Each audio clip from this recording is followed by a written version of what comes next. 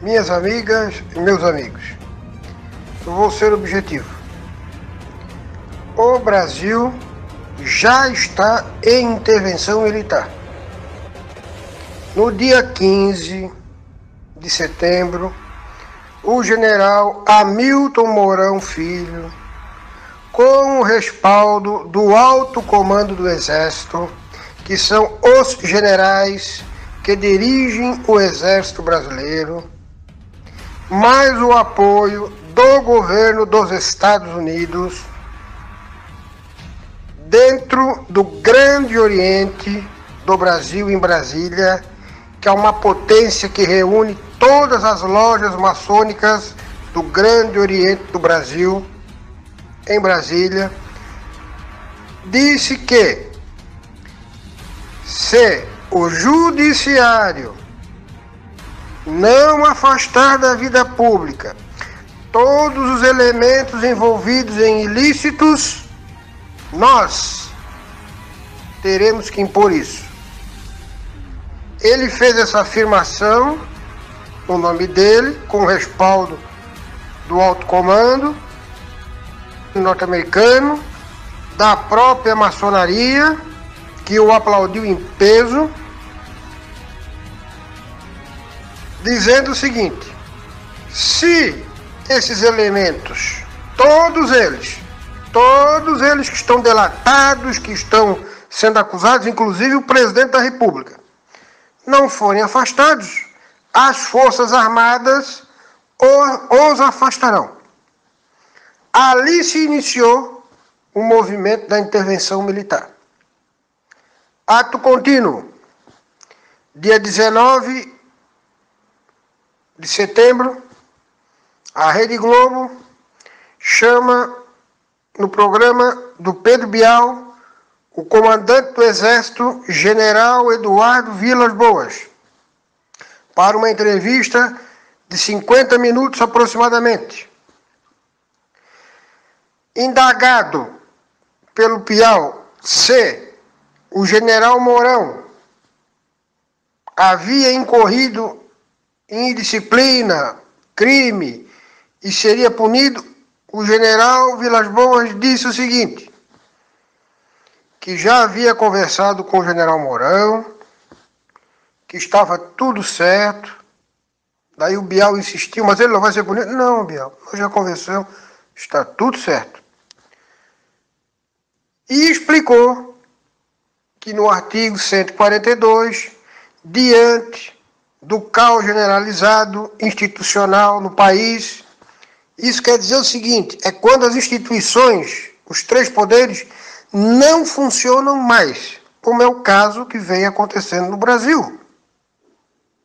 O presidente está sendo acusado pelo Ministério Público Federal pela segunda vez consecutiva em 60 dias, de vários crimes.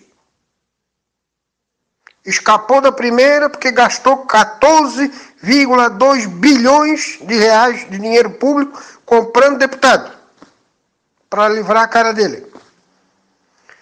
O Judiciário, STF, não julga nenhum político. O Renan Calheiros tem processo que está lá há mais de 10 anos para julgar, não foi julgado até hoje. E em vez de julgar e prender os caras, eles soltam aqueles que o Sérgio Moro já condenou. Então também não está funcionando. E o Legislativo fica mudando a Constituição lá na calada da noite para garantir a impunidade a todos os corruptos dos três poderes. Então o Brasil não está mais funcionando os três poderes. Todos eles corrompidos pela corrupção e pela impunidade. Quando existe isso, existe o que a gente chama de caos institucional. O país fica sem comando, fica à deriva. E aí o que pode acontecer? As instituições vão parar de funcionar, não há mais a garantia da lei e da ordem dentro do país, como a gente está vendo em vários locais, Rio de Janeiro, São Paulo, etc.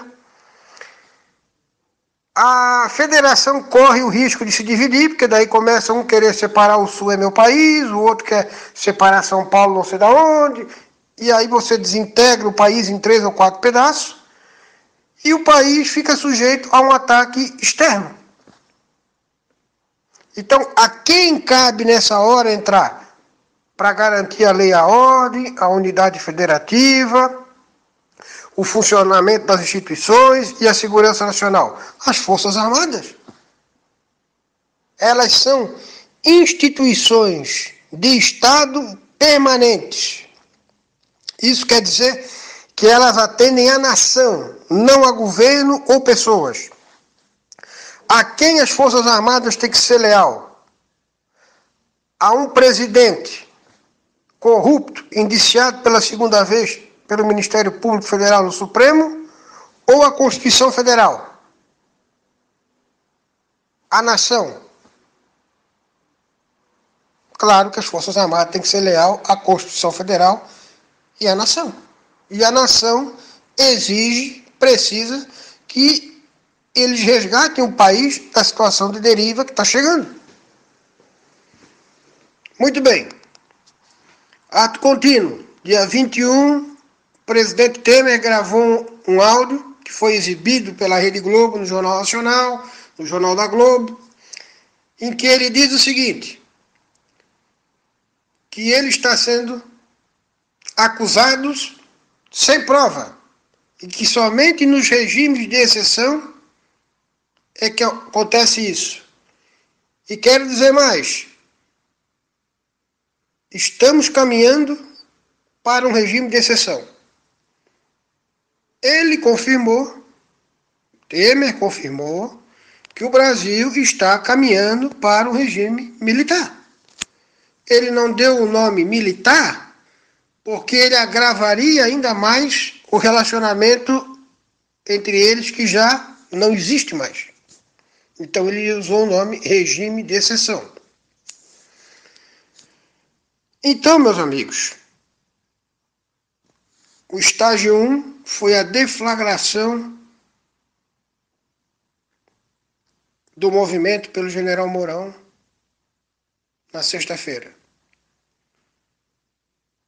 O estágio 2 agora começou, que são essas trocas de acusações de senadores contra o Exército, contra o general Mourão, contra o general Vilas Boas. E isso vai cada vez agravando mais a crise. E o estágio 3 é a tomada do poder em Brasília pelas nossas Forças Armadas. Nós estamos agora no estágio 2. E em alguns dias estaremos no estágio 3. Vocês se lembram quando eu falava que os Estados Unidos jamais deixaria que o Brasil, que é o maior país da América do Sul, virar uma ditadura comunista com bases militares comunistas, com mísseis nucleares apontados para Washington? Vocês se lembram que eu falava isso toda a vida? Pois então, agora os fatos estão começando a acontecer. Teve a Assembleia da ONU essa semana passada, o Temer foi para lá, se reuniu com o Trump, mais outros presidentes da América Latina.